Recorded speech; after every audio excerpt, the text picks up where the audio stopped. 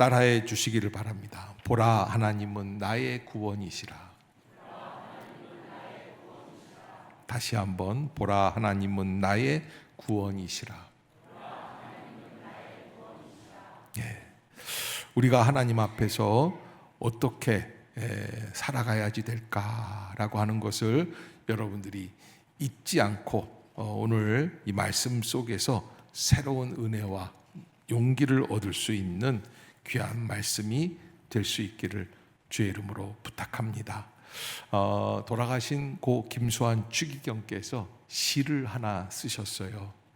그래서 그 제목이 재미있어요. 우산이라는 제목이에요. 우산을 이제 가지고 주제를 해서 인생을 삶에서부터 죽음까지 이렇게 쭉 빗대어서 표현하신 건데, 삶이란 우산을 펼쳤다 접었다 하는 일이요, 죽음이란 우산을 더 이상 펼치지 않는 일이다. 성공이란 우산을 많이 소유하는 일이요, 행복이란 우산을 많이 빌려주는 일이고, 불행이란 아무도 우산을 빌려주지 않는 일이다. 사랑이란 한쪽 어깨가 졌는데도 하나의 우산을 둘이 함께 쓰는 것이요, 이별이란 하나의 우산에서 빠져나와 각자의 우산을 펼치는 일이다. 연인이란 비 오는 날 우산 속 얼굴이 가장 아름다운 사람이요, 부부란 비 오는 날 버스 정류장에서 우산을 들고 기다리던 모습이 가장 아름다운 사람이다. 비를 맞으면 혼자 걸어갈 줄 알면 인생의 멋을 아는 사람이요, 비를 맞으며 혼자 걸어가는 사람에게 우산을 내밀 줄 알면 인생의 의미를 아는 사람이다. 세상을 아름답게 만드는 것은 비요, 사람을 아름답게 만드는 건 우산이다. 한 사람이 또 한 사람의 우산이 되어줄 때, 한 사람은 또 한 사람의 마른 가슴에 단비가 된다. 살아계셨을 때도 많은 국민들이 좋아하시던 또 존경하던 어른이신데, 우산이라는 시는 참 기억에 남는 시고, 우리에게 있어서 인생을 한 번 더 생각해 볼 수 있는 아주 핵심적인 그런 단어들로 구성되어 있는 시가 아닌가 생각이 됩니다. 삶이란 우산을 어떻게 해요? 펼쳤다 접었다. 죽으면 어떻게 해요? 더 이상 우산 쓸 일이 없는 거예요. 성공은 뭐예요? 우산 많이 갖는 거예요. 그러니까 여러분, 우산 많이, 제 차에도 우산이요, 이번 여름에는 내가 비를 안 맞으리 그러고서는요 아주 멋진 우산을 2개를 장만을 했어요. 웬걸, 찌는 듯한 더위예요. 우산 쓸 일이 없어요. 괜히 트렁크에다가 막 많이 갖다 놓은 것 같다 생각이 들어요. 그러니까 여러분, 성공을 잘 생각해 봐야 돼요. 우산이 많아지는 거예요. 그러면 행복하려면 어떻게 해야 돼요? 우산을 다 빌려주면 되는 거예요. 자, 집에 가시기 전에 차에 있는 우산을 다 내놓으시고 빌려주고 가도록 하세요. 불행한 건 뭐예요? 불행은 아무도 우산을 빌려주지 않는 인생이 될 때 불행해요. 사랑은 뭐예요?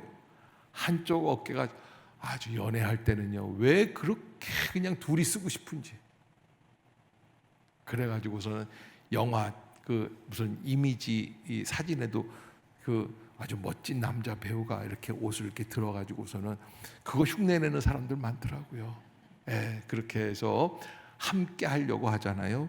사랑은 별게 아니에요. 우산을 같이 쓰는 거예요. 이별이라는 건 뭐예요? 같이 썼던 우산에서 삐져나와가지고 각자 우산 쓰면 이별한 거예요. 부부는 뭐예요? 버스 정류장에서 우산을 들고 기다리는 모습이 아름다운 거고, 연인은 뭐예요? 슬쩍 이렇게 함께 우산 쓴 애인을 이렇게 봤는데 너무 예쁘면, 안 예쁜 사람은 갈아타야 돼요. 뭔 소리를 하시나 목사님이. 그 무슨 얘기냐면, 연애를 하잖아요. 그러면 그 자매가, 그 형제가 제일 예뻐 보여요. 예. 그리고 비를 맞으며 혼자 걸어갈 줄 아는 사람은 인생의 멋을 아는 사람이라. 예.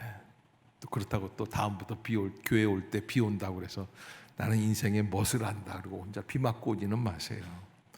머리 빠집니다. 비를 맞으며 혼자 걸어가는 사람에게 우산을 내밀 줄 알면 인생의 의미를 아는 사람이다. 그래, 여러분, 세상이라는 것은 우리가 우리에게 주어진 비라고 하는 이것을 어떻게 아름답게 만들어 갈 수 있는가를 생각해 보는 게 인생입니다. 그러기에 한 사람이 또 다른 한 사람의 우산이 되어주는 것, 또 한 사람은 또 다른 한 사람의 마른 가슴에 담비가 되어주는 것. 옆에 사람 한번 쳐다봅시다. 당신은 나의 우산입니다. 한 번 더. 그럼 옆에 있는 사람이 당신은 내 가슴의 담비입니다. 네. 좀 이런 얘기할 때는 웃으면서 해도 되는데 아주 그냥 어색하게 낯설게 째려보면서 얘기하는 담비야? 그러지 말고 당신은 나의 가슴에 영원히 적셔주시는 담비입니다. 54살 된 중년 아빠가 한참 중년의 멋이 나올 그 나이에 사업을 크게 실패하고 말아요. 집안에는 압류 딱지가 붙고 경영하던 기업은 산산조각이 나고 가족들은 흩어져야 할 위기에 처하게 되는. 그래서 마침 54살 생일이 아내가 막 미역국을 끓이고 그 어려운 시기에 아이들이 케이크를 사와서 아빠 생일을 축하해 준다고 그래요. 아빠가 그런 생각이 들었어요. 이 아빠는 이 미역국을 먹고 케이크를 먹을 자격이 없는데 가족들에게 너무 미안한 거예요. 그래서 미안하다는 마음이 너무 강하니까 이 아빠가 한 가지 생각을 해낸 게 있는데 이 미역국 먹고 이따 밤에 약을 먹고 죽어야겠구나. 죽으려고 결심을 했어요. 미역국을 좀 맛있게 끓여왔는데 그 미역국이 모래 씹는 것 같아요. 아이들이 케이크를 불자고리고 아빠를 격려하는데 케이크가 아니라 두부보다도 맛이 없어요. 그렇게 지내고 저녁인데 아이들이 아빠에게 선물이라고 가지고 온 게 하나 있는데 종이 쪽지예요. 아빠는 뭐라도 뭐 스웨터라든지 뭐 이런 거 줄 줄 알았는데 그런데 종이에다가 편지를 써갖고 왔어요. 아빠가 54살이잖아요. 아빠를 사랑할 수밖에 없는 54가지 이유야. 아빠가 그거를 하나하나 읽기 시작을 했어요.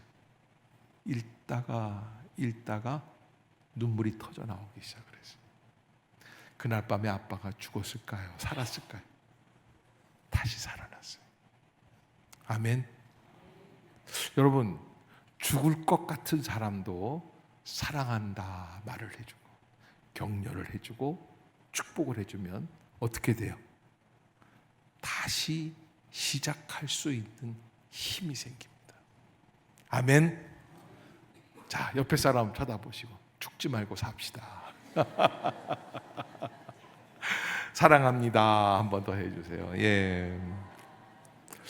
여러분, 오늘 본문 이사야서 12장은 이스라엘 백성이 애굽에서부터 430년간의 노예 생활을 마치고 그리고 하나님의 은혜 가운데 나오는 과정 속에서 광야로 들어가게 되죠. 홍해를 건너고 그리고 가나안 땅으로 가면 모든 게 끝날 줄 알았던 이스라엘 백성인데 하나님은 그들을 가나안 땅으로 인도하시는 게 아니라 시나이 반도에 있는 신의 광야로 들어가게 하십니다. 수르 광야를 지나고 신 광야를 지나고 그래서 그 광야의 혹독한 어려움 속에서 40년을 지내게 하는데 그런데 그 광야에서 물이 없잖아요. 사람이 어디에 있든지 물만 있으면 살만 하거든요.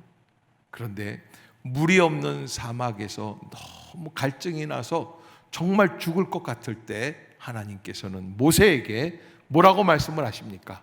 내 지팡이를 들고 함께 나아가서 백성들과 함께 가서 그 바위를 쳐서 물이 나오게 하라.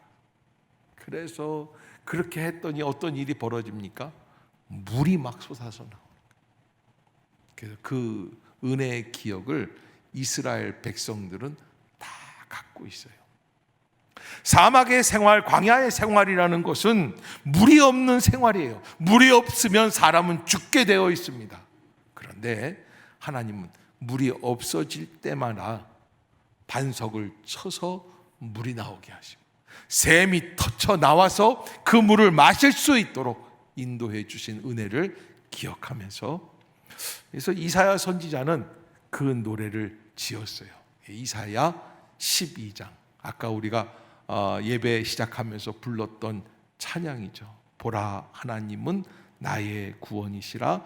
내가 신뢰하고 두려움이 없으리니 주 여호와는 나의 힘이시며 나의 노래시며 나의 구원이심이라. 여러분, 이 찬양은 지금도 이스라엘 백성들은 유월절, 오순절, 장막절을 지내요. 이 초막절이라고 그래요.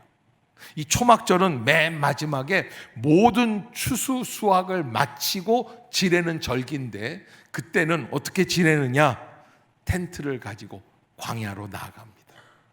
40년 동안 우리 조상들이 광야에서 이렇게 텐트를 치면서 하나님의 인도하심 속에 살아왔습니다 라는 고백을 가지고 광야에서 텐트를 치면서 일주일간을 지냅니다.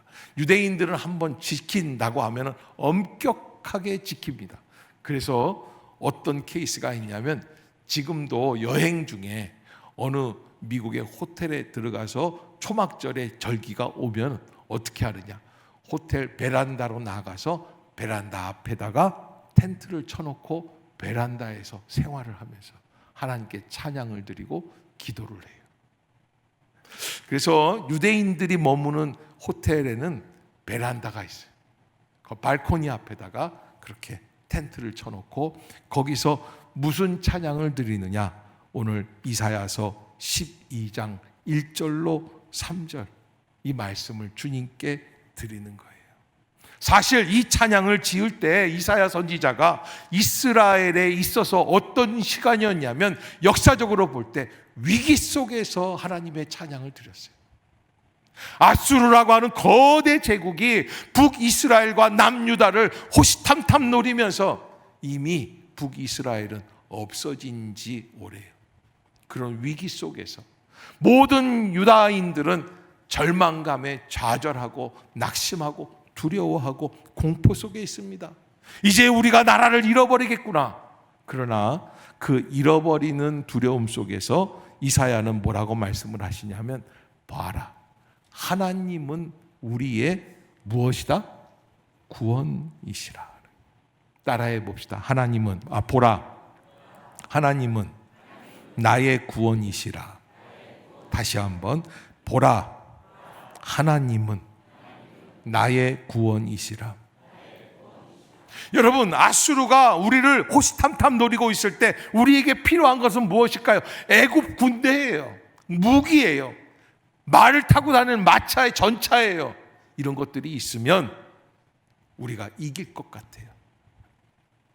우크라이나가 러시아랑 전쟁 중에 있는데 젤렌스키라고 하는 대통령이 최근에 이런 이야기를 했어요. 미국이 물자를 풀어서 우리를 도와주면 우리는 전쟁에서 이기고, 미국이 외면하면 우리는 진다. 그건 정치적으로는 맞는 얘기인 것 같아요. 그런데 저도 그런 얘기는 할 수 있어요. 만약에 사업을 하다가 어려움이 생길 때 이렇게 얘기하면 돼요. 한국은행에서 돈을 찍어서 나한테 주면 이기고. 그렇죠? 그건 당연한 얘기예요. 적어도 우크라이나가 기독교적인 배경을 갖고 있는 나라인데, 그렇다고 한다면 하나님께서 우리를 도와주십니다. 바로 이사야 선지자는 그 얘기를 하는 거예요. 봐라, 하나님은 나의 구원이시라. 여러분, 추석을 지내며 명절을 앞두고 많은 사람들이 기쁨과 즐거움 가운데 지내는 것 같은데 나는 외롭고 힘들고 어렵고 좌절하고 절망적인 분이 계십니까? 절망하고 있는 자기 자신을 향해서 다시 한번 하나님의 말씀을 선포할 수 있기를 바랍니다. 보라, 하나님은 나의 구원이시라. 따라해 봅시다. 보라, 하나님은 나의 구원이시라. 돈이 구원이 아닙니다. 외모가 구원이 아닙니다. 실력이 구원이 아닙니다. 아무리 실력이 뛰어난 사람도 넘어지게끔 되어 있습니다. 기업이 살아나는 것 한 사람의 능력인 것 같지만 그 사람의 능력 갖고 기업이 사는 게 아니에요. 하나님의 섭리와 도움이 계실 때만 우리가 살아날 수 있다. 그래서 저는 이 세상에서 가장 중요한 것이 있다면 믿음과 감사라고 말씀드리고 싶어요. 믿음이 있어야 삶을 살아나갈 수 있습니다. 그 믿음이 빛이 날 때가 있습니다. 언제입니까? 바로 그 믿음의 대상 되시는 주 여호와 하나님께 깊은 감사를 드리게 될 때입니다. 그래서 믿으면 감사하게끔 되어 있어요. 감사하면 믿는 사람이에요. 그러기에 우리가 하나님 앞에서 믿음과 감사를 가지고 이 추석 명절을 지낼 수 있기를 주의 이름으로 축복합니다. 어려운 시기 가운데 좋은 일이 있을 때마다 주님을 향하여 감사를 표현할 수 있어야만 합니다. 믿음이란 무엇일까요? 무엇을 바라보는 관점이라고 말할 수 있습니다. 우리가 어떻게 무엇을 바라보느냐에 따라 결과가 달라지기 때문이죠. 아, 나는 할 수 있어, 살만해, 괜찮아, 잘 될 거야 바라보는 사람들은 살 수 있게끔 됩니다. 그러나 좌절하고 낙심하고 힘들어, 안 될 거야 그렇게 바라본다면 그 사람은 결국에는 실패할 수밖에 없는 인생이라는 것이죠. 긍정주의자로 살라는 게 아니라 신앙주의자로 살라는 거예요. 믿음주의자로 살라는 거예요. 아멘. 여러분, 바라본다는 것은 그 어떤 일에 나의 모든 것을 집중시킨다는 뜻이 있어요. 그냥 멍하니 때리는 게 아니에요. 멍 때리는 게 아니에요. 철저하게 나의 모든 것을 다해서, 그래서 정신일도 하사불성이라는 말이 어디에서 나옵니까? 한 사냥꾼이 밤 늦은 시간에 산속에서 지나가다가 딱 호랑이 새끼하고 맞부딪혔어요. 호랑이가 나를 바라보는데 눈에서 불빛이 쫙 나오는데 이거는 뭐 이젠 죽을 판이에요. 그때 이 사냥꾼이 딱 정신을 가다듬고 나는 할 수 있다 그러면서 화살을 하나 빼가지고 그냥 조준을 해서 이 화살이 실패하면 나는 죽는다. 그리고서는 호랑이 눈과 눈 사이에 여기 이마에다가 활을 팍 쐈는데 정곡으로 콱 꽂히는 것 같아요. 그래서 그냥 걸음아 날 살려라 그러고서는 마을로 내려갔어요. 다음 날 아침에 가봤더니 뭐라고요? 호랑이가 아니라 바위예요. 근데 놀라운 거는 바위에 화살이 꽂혔더라는 거예요. 그걸 보고 정신일도 하사불성이라. 예수님을 모르는 사람들도 마음을, 정신을 집중하면 무슨 일이든지 할 수 있다라고 하는데, 우리에게 있어서 분명한 믿음의 고백을 가지고 나아가면 주님께서 주시는 인생을 믿음으로 승리하게 되는 줄로 믿습니다. 그러기에 믿음이라는 것은 하나님의 은혜를 기억하며 모든 것을 바라보는 능력이라고 말할 수가 있습니다. 그러기에 세상 사람들을 바라보면서 어떤 사람들은 돈을 의지하기도 하고 돈 많은 삼촌을 의지하기도 하고 사람을 의지하기도 하고, 그러나 살다 보면 어떻게 해요? 의지하고 믿고 바라봤던 신뢰의 대상들이 나에게 실망을 주기도 하고 괴로움을 주기도 하고 손해를 입히게도 하는 것이죠. 어렸을 때는요, 여자애들이요 다 뭘 좋아하냐면요, 멋진 잘생긴 남자를 좋아해요. 정우성 뭐 이런. 우리 집에 있는 막내 그분도 마찬가지. 그냥 잘생긴, 어머 잘생겼다. 방패가 아니라 방탄에 누가 지인인가 어떤 게 있는데 좋다고. 잘생겼는데 나보단 별로예요. 그런데 여러분, 나이가 30이 넘었는데도 그런 사람이 좋으면 그 사람은 약간 병원에 가봐야 돼. 나이가 30이 넘으면 얼굴을 봐요, 능력을 봐요.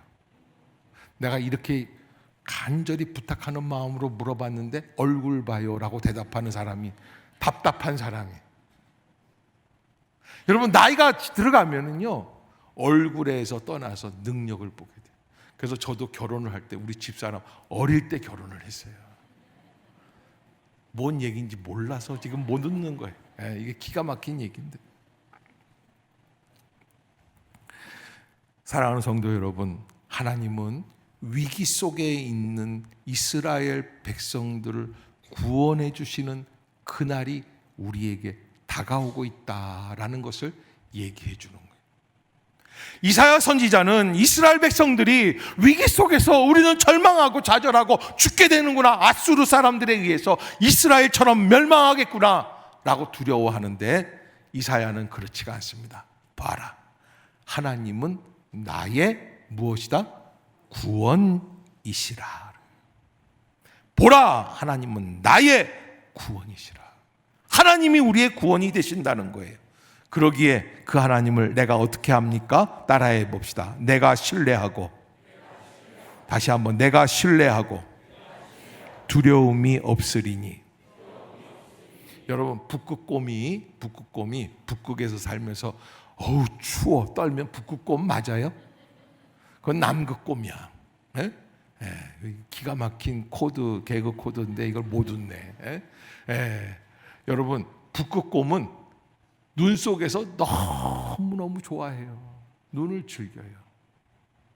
우리가 인생을 살아가면서 두렵다라고 하는 것은 믿음의 사람이 아닐 수 있다라는 생각을 가지고 두려움을 떨칠 수 있기를 주의 이름으로 축복합니다.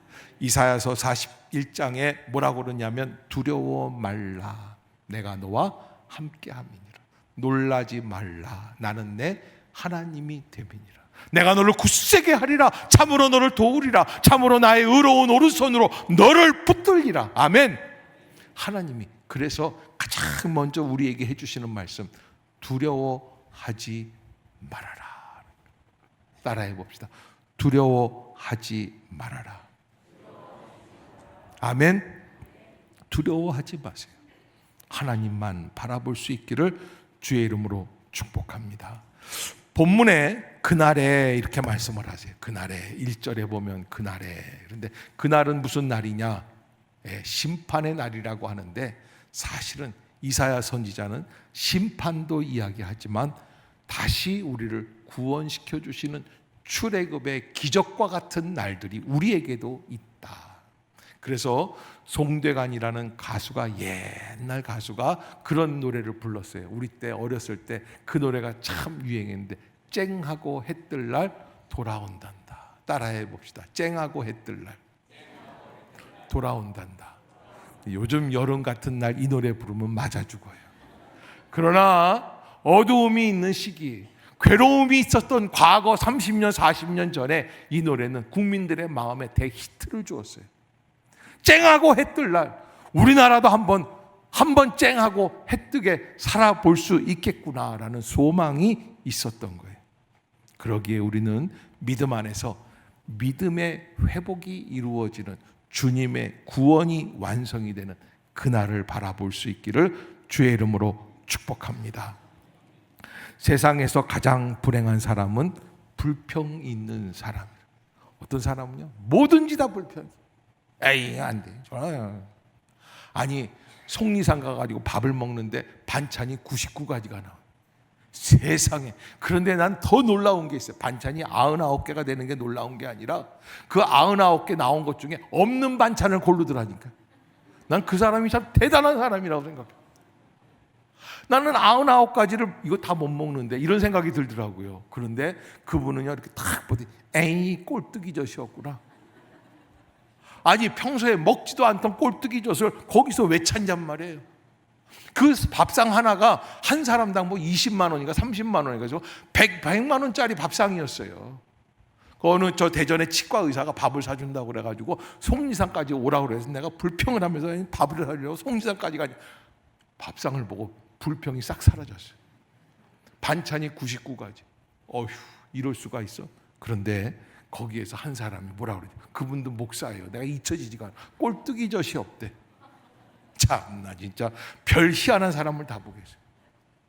불평하는 사람은 날마다 불평해합니다. 그러나 여러분, 밥상을 쳐다봐도 불평이고, 자녀를 보아도 못마땅하고, 학교에서나 직장에서나 불평이 가득하고, 공무원을 보아도, 정치인을 보아도, 또 윤석열을 보아도 그냥 불평이 가득한 거죠. 그러나 반면에 가장 행복한 사람은 감사가 많은 사람이에요. 아멘.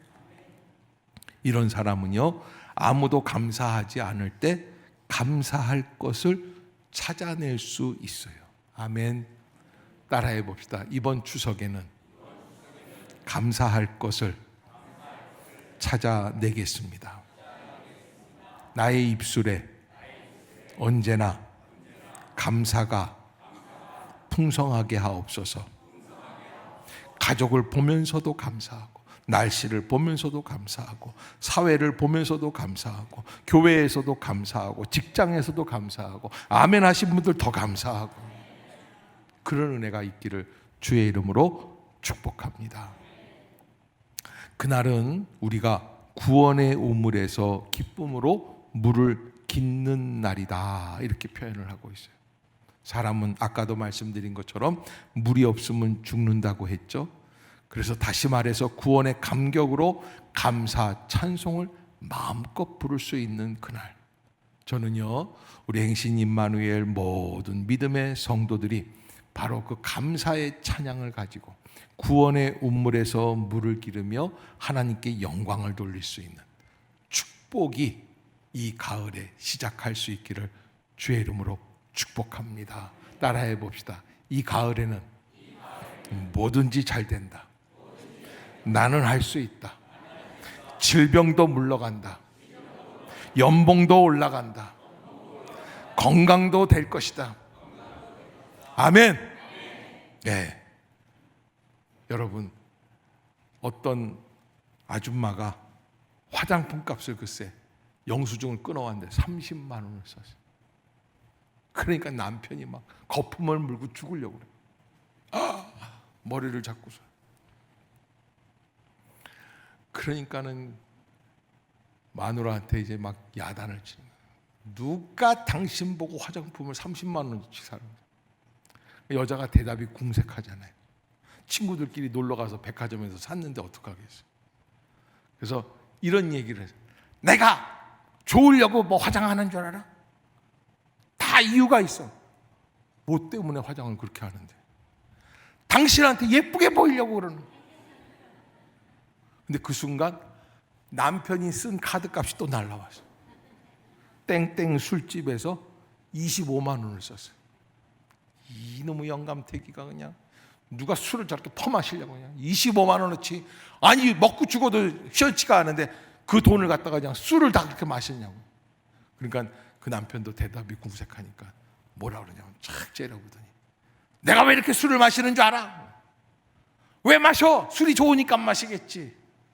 다 당신 때문에 그러는 거야. 어? 뭔 소리야?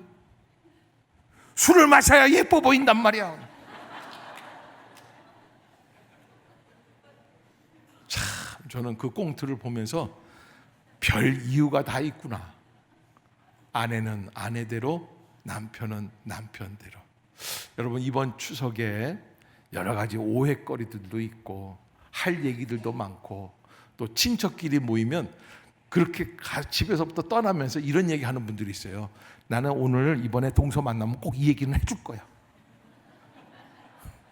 아니, 무서워 죽겠어요. 그러면 그런 남편들은 운전하다 심장마비 와요. 그러지 말고 편안한 마음으로 따라해 보자. 따라해 봅시다. 그럴 수도 있지. 다시 한번, 그럴 수도 있지. 이런 얘기할 때는 그냥 그럴 수도 있지 이러면 안 되고, 그럴 수도 있지. 아멘. 그런 마음을 가지고 하나님 앞에 영광을 돌리고 마침내는 뭐 하는 거예요? 감사를 드리는, 믿음으로 시작해서 감사의 영광을 돌릴 수 있는 귀한 가족들이 다 되시기를 주의 이름으로 축복합니다. 기도하겠습니다.